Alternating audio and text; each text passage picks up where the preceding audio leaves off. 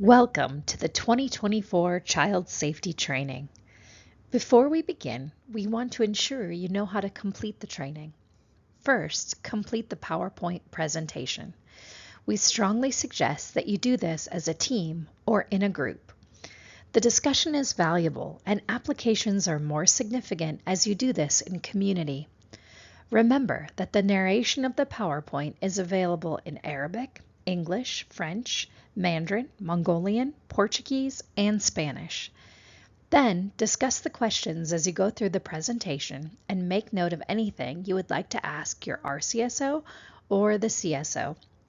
Finally, every adult should use the QR code on the last slide to take the short survey focused on training effectiveness and submit it to record the completion of your training.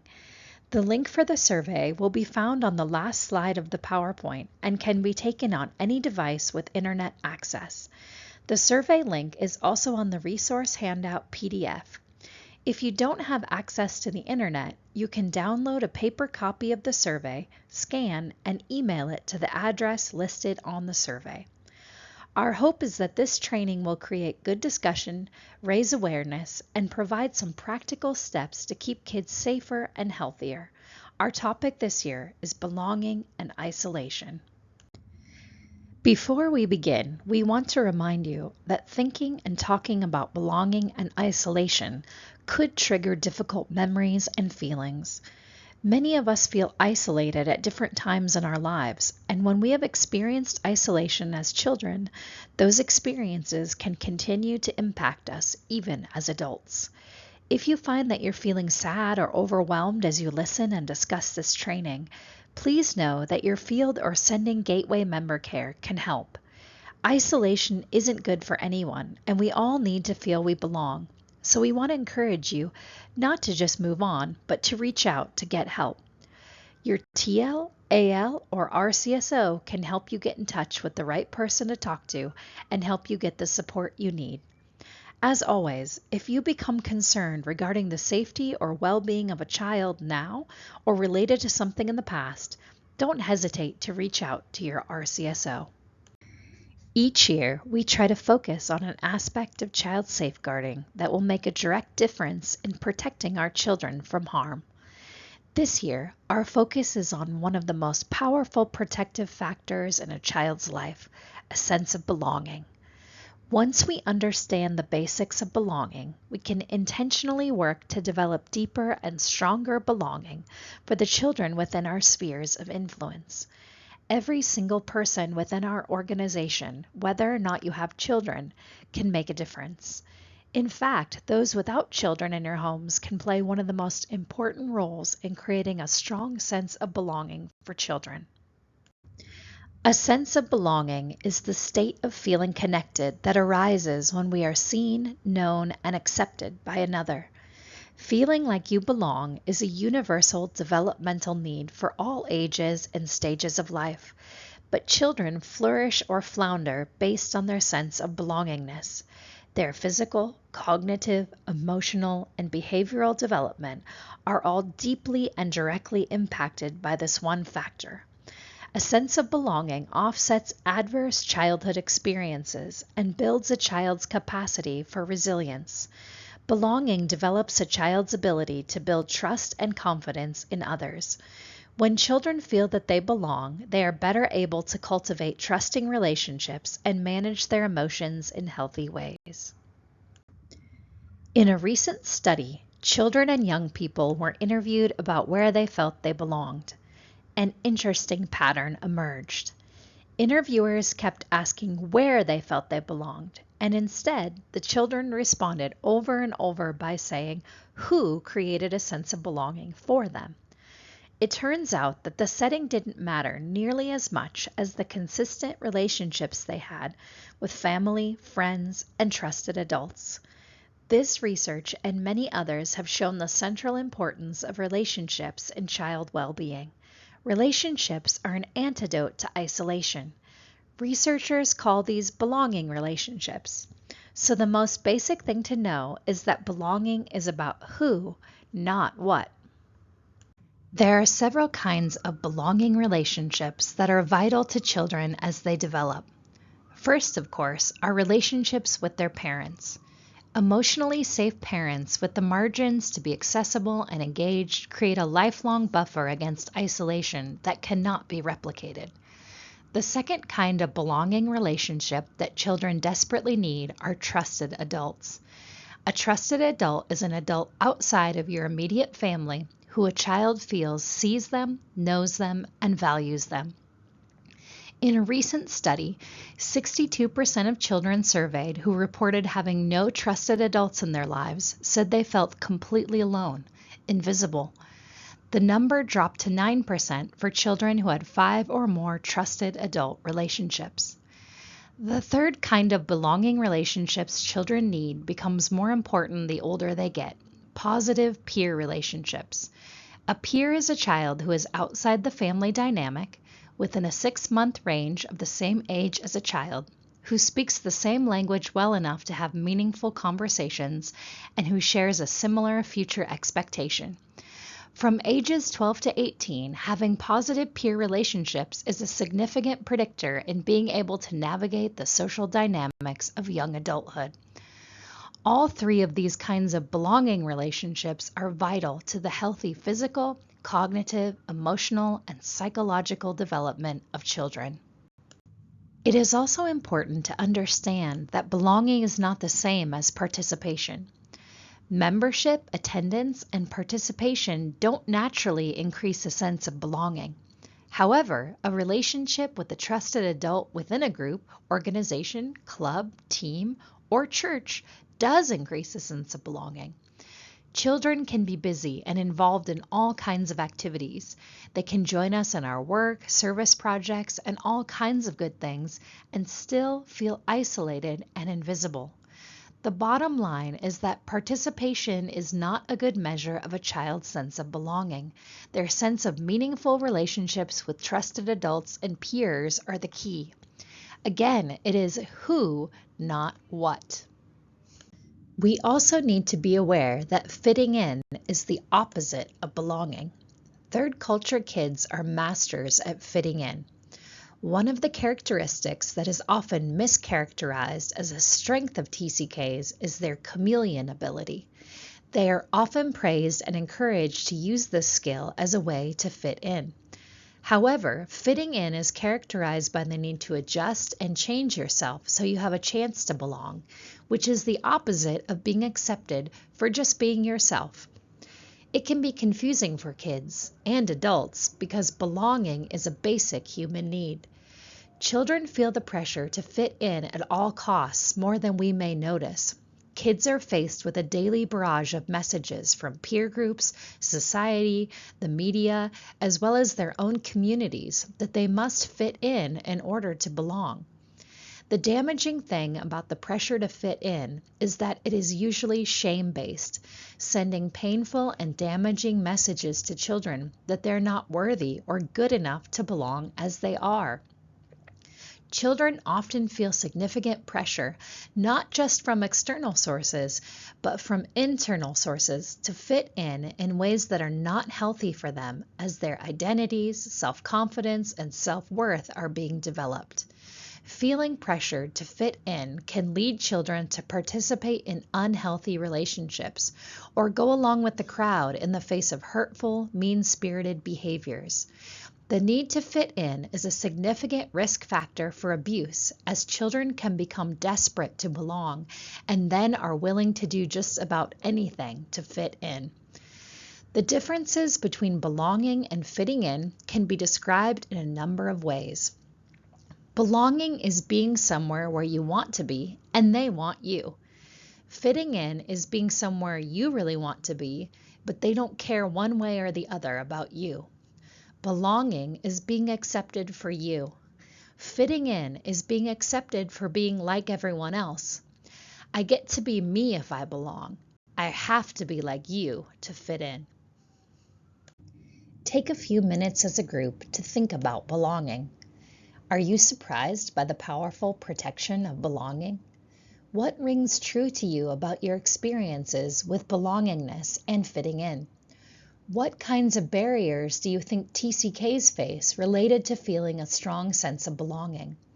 When you are ready to move on, we will talk about isolation and the risks it poses to our children. Now let's talk about what happens when children don't feel a strong and consistent sense of belonging as they develop. Over the last 10 years, study after study on multiple continents has revealed that loneliness is rampant amongst children today. Loneliness is defined as a persistent state of being in which a person feels isolated, unsupported, and without close friends. Children sometimes describe loneliness as being left out, invisible, unseen, or unwanted. Isolation is generally considered the chief culprit underlying loneliness. Isolation can be related to living in isolated settings without access to trusted adults, peers, or social opportunities. TCKs often cite being unable to communicate or be understood by people around them, or the fact that their experiences and lifestyle are so considerably different from those they live around that they cannot connect. However, children and adults who live in the midst of people and are engaged in community can also feel isolated. A recent study showed that many children and young people aged 13 to 25 reported feeling socially isolated. 10% said that they always feel isolated and that people are around them but not with them. 12% reported always feeling left out. 37% reported that all or most of their relationships were superficial, and a staggering 66% reported having 3 or fewer meaningful interactions on a typical day. Children and youth are also reporting feeling chronic stress. 58% of the 13 to 25-year-olds surveyed said that they felt overwhelmed. 66% said they felt they didn't have enough time to get everything done. 60% felt fatigued or tired even when waking up after adequate sleep. And 56% said they had a hard time feeling relaxed. Toxic stress creates many long-term negative consequences for children, as well as increasing their sense of isolation. You might be thinking that children who live in Christian communities are less likely to feel lonely, but research shows little difference between the sense of isolation that children who are not participating in religious groups are feeling and those who are. 40% of children who did not participate in religious groups reported feeling left out and like they had no one to talk to. And 37% of those who did participate in religious groups agreed. In fact, nearly 25% of children and young adults who attended one or more worship gatherings a week still felt that no one understood them. TCKs are not an exception to this trend of isolation and loneliness. Research of adult third culture kids, or ATCKs, shows that TCKs are more vulnerable than their monocultural peers to experiencing isolation. We see this every month in our organization and in other organizations like ours. Isolation and lack of belonging have been shown repeatedly to increase the likelihood of many negative long-term impacts. We know that isolation of all kinds increases a child's risk of all forms of abuse. There are also significant increases in their risk of having poor mental health, including an increased risk of depression, anxiety, engaging in impulsive or high-risk behaviors, self-harm behaviors, and suicidal ideation. The risks to an isolated child's physical health last long into adulthood, where they can be at higher risk for cardiovascular disease, metabolic diseases, autoimmune disease, and diseases of the central nervous system. There is also clear evidence that isolation and loneliness can impact critical brain development. Many studies reveal that children who are isolated lack the social and emotional skills and self-regulation needed to feel comfortable in relationships, which creates an ongoing sense of isolation and loneliness, even when parents, trusted adults, and peers are available. On top of the normal childhood risks for isolation, TCKs encounter a number of challenges that by themselves are known to create isolation. High mobility makes it hard for TCKs to organically benefit from most of the positive childhood experiences, or PCEs. There is a PDF handout that reviews the positive childhood experiences in the resource packet this year for you to review. We will also briefly touch on them later in this training. Another challenge TCKs face is the disruption in education because of high mobility that creates gaps in learning and can make it harder for them to be successful academically, which may decrease their sense of confidence. The uncertainty that often comes with cross-cultural living, immigration, finances, and teaming creates high-stress living environments that TCKs often accept as normal, but that still builds up over time to create negative impacts. We know that living and working cross-culturally is 3 to 10 times more stressful than living within your passport culture. And that stress is absorbed by children directly or indirectly, often without parents even being aware. TCKs also experience significant challenges because of language and cultural diversity. Barriers to learning a language well enough to have meaningful heart-level conversations may mean TCKs grow up without adequate developmental practice expressing the depth of their feelings, ideas, and opinions. Oftentimes, they grow up in geographically isolated locations where they're socially isolated and have a lack of access to other trusted adults or peers. TCKs always have complex identities to navigate, and because they find that they don't fit in anywhere perfectly and can fit in everywhere if they try, they can grow up without believing they actually belong. Over time, TCKs feel a stronger sense of belonging with other TCKs than they do with children or adults anywhere else, but as adults often find themselves living in monocultural worlds. All of these challenges increase the likelihood that a TCK will struggle with a sense of isolation and a lack of belonging. Take a few minutes as a group to think about isolation. What surprises you? What rings true to you as you think about your own experiences with isolation? How do you see isolation impacting children around you? Make a note of these things as you may want to ask your RCSO or the CSO. When you are ready to move on, we will talk about some things we can do to actively decrease isolation and build a sense of belonging for the children in our spheres of influence. The good news is that there are things each and every one of us can do to decrease isolation and increase the sense of belonging for children within our spheres of influence. Sometimes members explain to us that they don't have much contact with children or that they aren't parents, and they wonder why child safety training is important for them. The reality is that every single person in our organization can make a difference in the safety and well-being of children.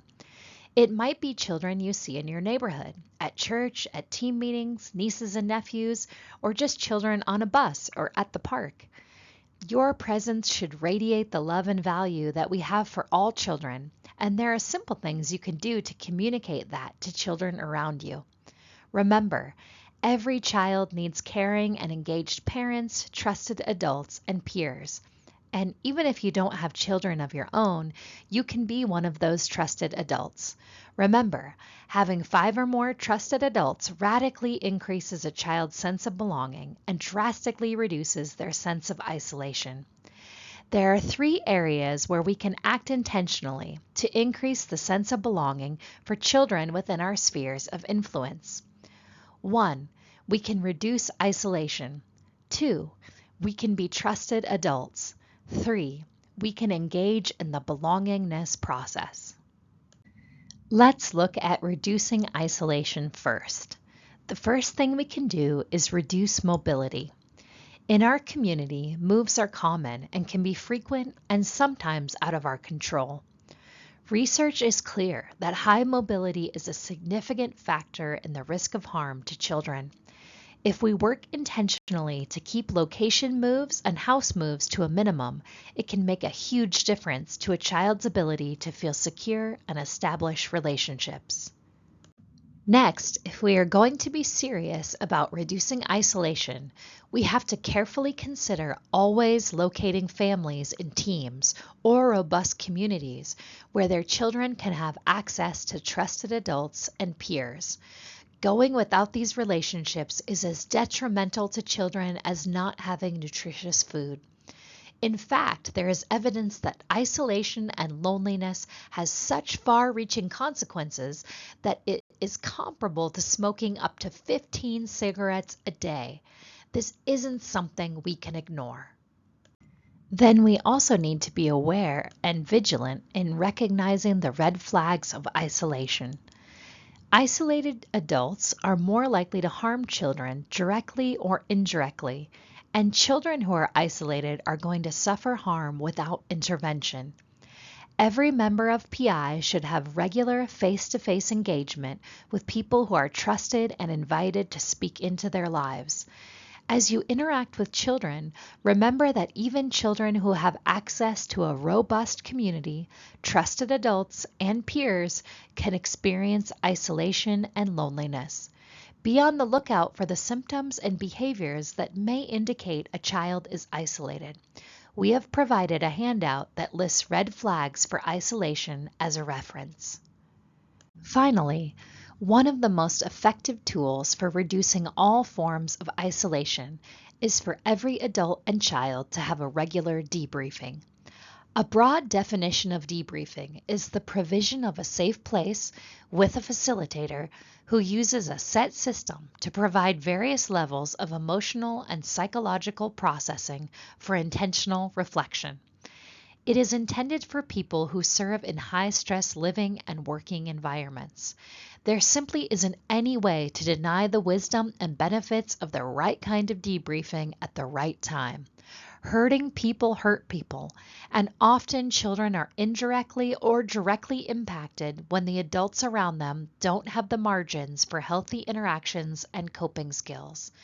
Children who have regular debriefing are able to resolve and integrate negative emotions and experiences, as well as celebrate and integrate positive emotions and experiences.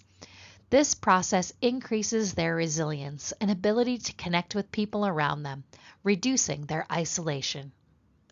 Let's look more closely at the types of debriefs that are recommended. First, there is psychological first aid, or PFA. Psychological first aid is simply a way to assess and assist people in the immediate aftermath of a critical incident to reduce long-term negative impacts. The strong recommendations of international health and human services organizations is that those who serve cross-culturally receive psychological first aid in the days or weeks after a traumatic event. It focuses on the immediate needs of those who have been affected and assesses what, if any, further assistance they need and helps facilitate this care. There is a one-page psychological first aid PDF available in this year's training resources that gives more information. Secondly, there is the end of term or regular debriefing. This debriefing is a reflective maintenance debrief designed to make space and time to process experiences, both positive and negative, the effect of these experiences, and what, if any, further work or intervention would be helpful as they move forward. Often things surface in this debriefing time that might not have been seen as influential until the space is made to reflect. Children, as well as adults, greatly benefit from this kind of debriefing.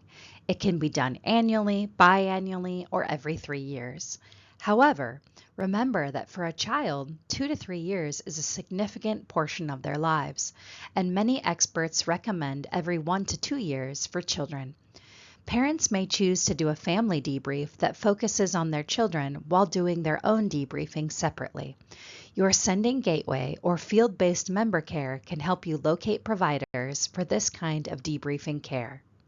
Finally, there is a family debrief. A family debrief is a model that includes parents with a trained facilitator who helps children process and integrate their unique experiences, both positive and negative, into their identities.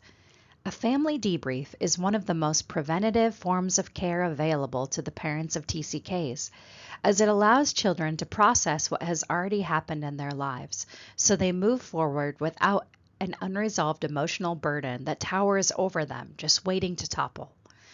Most TCKs find that their emotional grief tower topples sometime in their 20s, leaving them with unresolved grief, loss, and unintegrated positive childhood experiences that should provide resilience. The model family debriefing the Child Safety Team recommends is a 1 to 2 day debriefing that includes strategic activities designed to engage children as they reflect on the key challenge areas of TCKs. The model of debriefing we recommend includes and equips parents to better provide safe emotional spaces in their homes and provides parents with the opportunity to observe and receive observations from a person outside their family dynamic.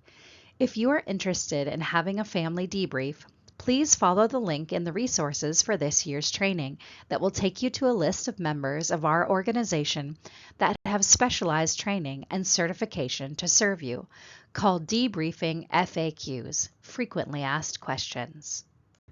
Let's move on to the second way we can reduce isolation and increase belonging.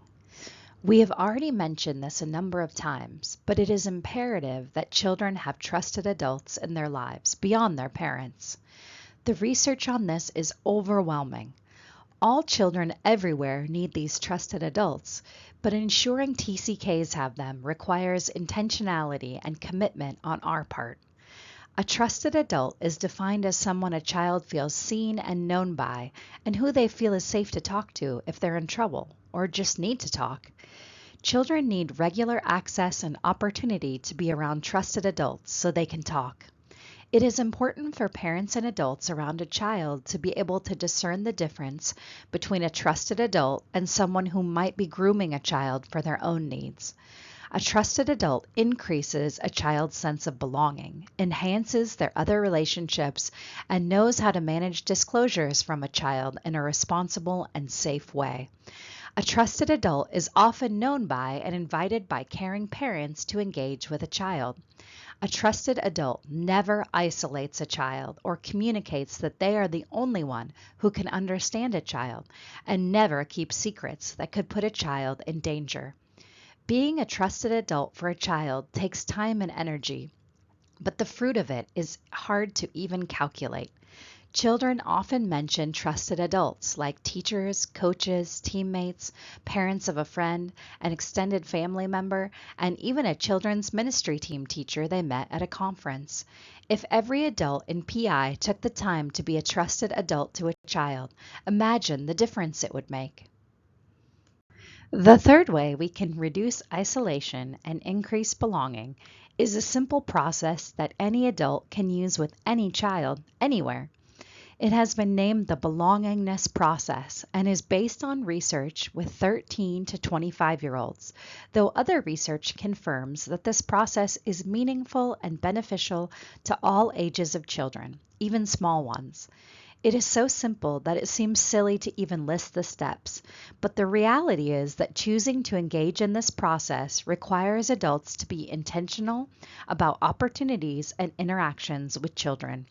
So having a simple process in mind can be a big help. The first level is simply to notice the child. Children see this as an invitation into a relationship and feel valued because someone is interested in them. It could be a wave across a room, looking a child in the eye and saying hello, inviting a child to sit with you, or chatting for a few minutes. It isn't hard, it just takes time and being fully present. Practice looking a child in the eyes, smiling and greeting them. That's it. Anyone can do this. Level 2 is calling a child by name. To be named by another is significant, both in literal and metaphorical ways. It is a way to communicate value, interest, and being wanted. It builds on and deepens the sense that one is noticed. Metaphorically, knowing a child's name also represents the initial stages of becoming known as a person, an individual. Calling, welcoming, and greeting a young person by name is an instant way to forge a connection. Level 2 is not much harder than Level 1. It just takes intentionality and action, asking and learning a child's name. This is harder for some of us than others, but even for those who struggle with names, it is worth the investment. The third level is becoming known. A child begins to feel known when they feel safe in a relationship or community. Feeling safe means that they're free from the fear of rejection and believe that you accept and value them as they are and are interested and willing to listen. This kind of acceptance has immeasurable significance as an antidote to loneliness, isolation, and stress. Sharing your own interests and ideas with a child on their level and listening when they share theirs communicates that they're part of your life and they belong. Being curious without being judgmental, listening without lecturing, and trying to understand without trying to fix are the most commonly mentioned characteristics of an adult that makes a child feel known. Children also say that this is the kind of person they would count as a trusted adult. Being intentional about these 3 steps with children in your sphere of influence, no matter who they are, where they're from, and how often you see them, will make a big difference in their sense of belonging. This is something every single member of our organization can do to keep children safer and increase their well-being. Take a few minutes as a group to identify the children within your spheres of influence. Thinking over these 3 recommendations, reducing isolation, being a trusted adult, and engaging in the 3 levels of the belongingness process. What can you do to increase the sense of belonging for these children? Maybe you don't have children in your home, don't have children on your team, and rarely interact with children. Are there children you could choose to engage with in your area, extended family, or on ministry trips or service projects? Is there any child God brings to mind? When you're ready, move to the next slides and we will make sure you finish the 2024 Child Safety Training well. Want to know more? Maybe you have questions about the research or want to know more about how it applies to TCKs. Feel free to reach out to your RCSO or the CSO with your questions. There are also several PDF resources in this year's training folder on Box that will help. The first has a full list of resources and links available to our members, as well as recommended resources that will be helpful to you as you think through how you can build positive childhood experiences for your children. The training resource packet has PDF handouts for the types of recommended debriefing, positive childhood experiences, and an overview of the content of this training. Did you know that we have a video series for parents of TCKs that provides insight into ways you can help reduce the challenges of being a TCK and increase their capacity for resilience? We also have curriculum for conferences and retreats that can be used in the child care programs, curriculum for parents to use in training their children in safety and emotional regulation, plus a lot more. Thank you so much for the time you took to complete this training. Each year, we collect and assess our organizational compliance level to the Child Safety Training Policy. Every other year, we have you re-sign the Child Safety Agreement, counting those documents as your completion of training. Beginning this year, we are going to be using a short survey tool to count your completion of training on the off years. The survey will focus on training effectiveness to give us a better understanding of what is working and what kinds of resources you would like more access to. No questions about child safety situations or concerns will ever be included. Once your survey is received, your name will be noted and sent to your RCSO to count in your region's compliance count, but the information in the survey will not be connected to your name. Each adult, both parents and households with children, should use the link to complete the short survey. And once it's submitted, you're done. The link is here, included in the resources for this year's training, and available from your RCSO.